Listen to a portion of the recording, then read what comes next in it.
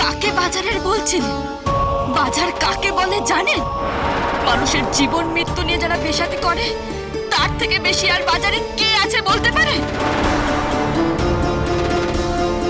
মনিবাবু, তুমি থামো, বাড়ি চল, বাড়ি চল। না বাবা, আজ যদি আমি মুখ বুজে বাড়ি চলে যাই, তাহলে আমি মহা অপরাধ করব, ঈশ্বরের কাছে অপরাধী হয়ে থাকব। চোখের সামনে একটা শিশুর উপর অবিচার হচ্ছে দেখেও আমি কোনো প্রতিবাদ করিনি। আপনি নিজেই বলুন না বাবা, আপনি কি পারলেন ওই মাতব্বরদের কথা মতো বিধান দিতে? আমি তো আপনারই পুত্রবধূ বাবা, আমি কি করে এই স্বার্থের খেলায় এই শিশুকে পিষে শেষ হয়ে যেতে দেব? আমি পারবো না বাবা। তাতে যদি ওরা আমার আপনার চরণের আশ্রয় থেকে বঞ্চিত করে, করুক।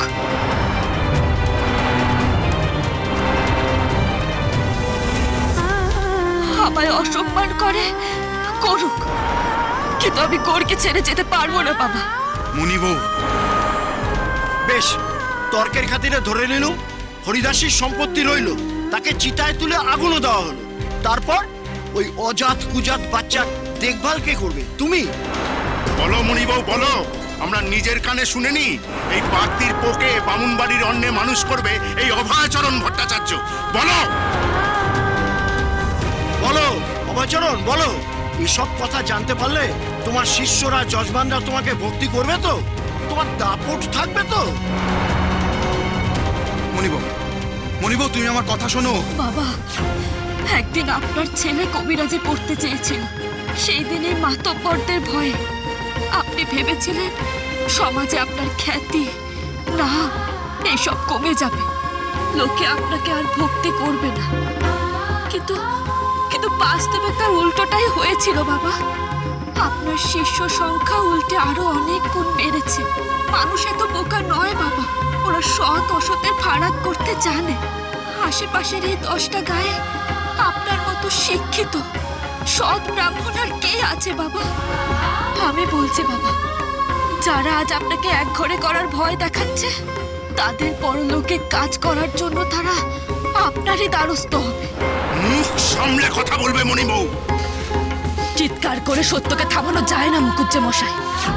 গৌরের প্রতি আমার ভালোবাসা সত্য, আমার স্নেহ সত্য, হরিদাসী ঠাকুরনের প্রতি আমার শ্রদ্ধা সত্য, আর এই সত্য থেকে আমি কিছুতেই পিছু পা হব না।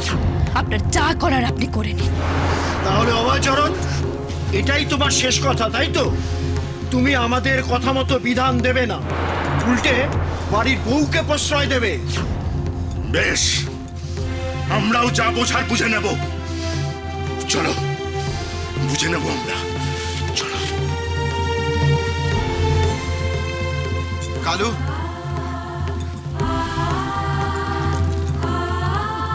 হরিদাসী ঠাকুরের সৎকারের ব্যবস্থা কর। বেলা অনেক হলো, এরপর মরা পচে গন্ধে টেকা যাবে না, রোগ ছড়াবে। যা। চল মশাই, আমরা গরিব, চিতার কাঠের পয়সা পাবো কোনে? শ্যামা, জিজ্ঞেস করতে ওদের ক পয়সা লাগবে, তোর মার কাছ থেকে নিয়ে ওদের দিয়ে দে। বাবা, মনিবউ, গৌরকে এবার ছাড়ো, ওর ঠাকমার শেষ কাজ ওকেই করতে হবে। কিন্তু বাবা, এইটুকু ছেলে। এটাই শাস্ত্রীয় বিধান, আমি এটা অস্বীকার করতে পারি না। তরোয়ালধারীদের সঙ্গে লড়াই করতে গেলে হাতে তরোয়াল নিয়েই লড়াই করতে হয়, গদা হাতে নিয়ে সে লড়াই হয় না।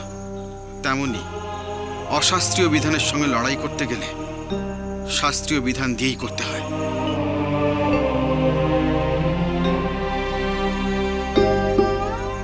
গৌড়ের সম্পত্তি হাতছাড়া হয়নি, তার মাথা গোজার ঠাই অক্ষত রয়েছে, এই তো যথেষ্ট। তুমি বাড়ি চলো। কিন্তু বাবা, ওকে এভাবে ফেলে রেখে। মনিবউ, তুমি যদি এখনো আমার কথার অবাধ্য হও, তাহলে আমাকে তোমার পাশ থেকে সরে দাঁড়াতে হবে। আমি আসি। বাবা, বাবা শুনুন বাবা, বাবা। বৌঠান, তুমি এবার বাড়ি যাও। একটা সমস্যা তো মিটে গেছে, বাকিটাও মিটবে। আমি বলছি তুমি এবার বাড়ি যাও, ওরা হরিদাসী ঠাকুরনকে শ্মশানে নিয়ে যাওয়ার ব্যবস্থাটা করুক।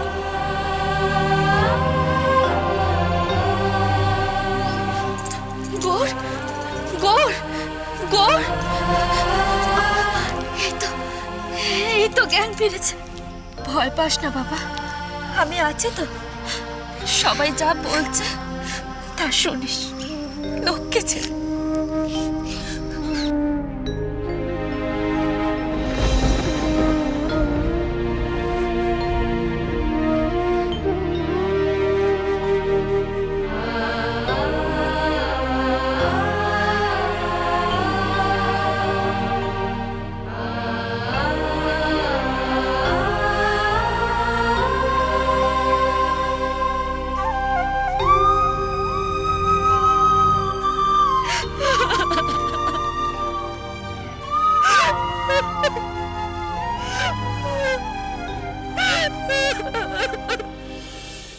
আদিশক্তি আদ্যাপি সোম থেকে শনি সন্ধ্যে ৭টায় আকাশ আট ও প্ল্যাটফর্ম 8-এ।